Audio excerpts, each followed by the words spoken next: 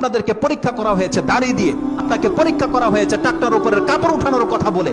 আল্লাহ সুবহানাহু ওয়া তাআলা যদি আমাদেরকে রাজা বাদশার মতো ওই জমিনে হেঁচড়ে কাপড় পরাতে পারে জান্নাতে, দুনিয়াতে আমাদের জন্য এলাও করতে পারতেন না?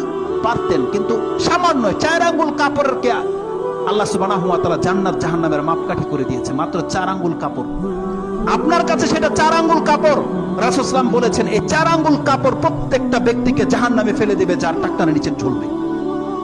কত বড় ধমক রয়েছে তাতে। রাসূল সাল্লাল্লাহু আলাইহি ওয়াসাল্লাম বলছেন সালাসাতুন লা ইউকাল্লিমুহুমুল্লাহু ইয়াওমাল কিয়ামা ওয়ালা ইয়ানজুরু ইলাইহিম ওয়ালা ইউযাক্কিহিম ওয়ালা হুম আযাবুন আলীম। কত বড় ধমক এটা। আর এই কথাটাকে রাসূল সাল্লাল্লাহু আলাইহি ওয়াসাল্লাম সালাসা মিরারিন তিনবার করে উচ্চারণ করেছে।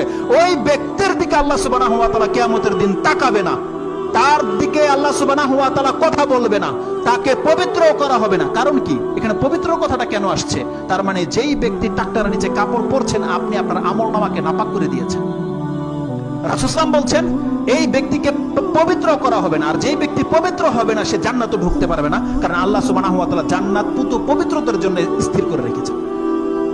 আবু যার রাদিয়াল্লাহু তাআলা বলছেন খাবা ওয়া খাসিরু ইয়া রাসূলুল্লাহ মানহুম, ধ্বংস হোক তারা, বা তারা তো লাঞ্ছিত হয়ে গেল ইয়া রাসূল। আপনি তিনবার করে বলছেন তারা কারা? তার প্রথমটাই ছিল রাসূল সাল্লাল্লাহু আলাইহি ওয়াসাল্লাম বলছেন আল মুসবিল, যারা তার কাপড়কে ঝুলিয়ে পড়ে।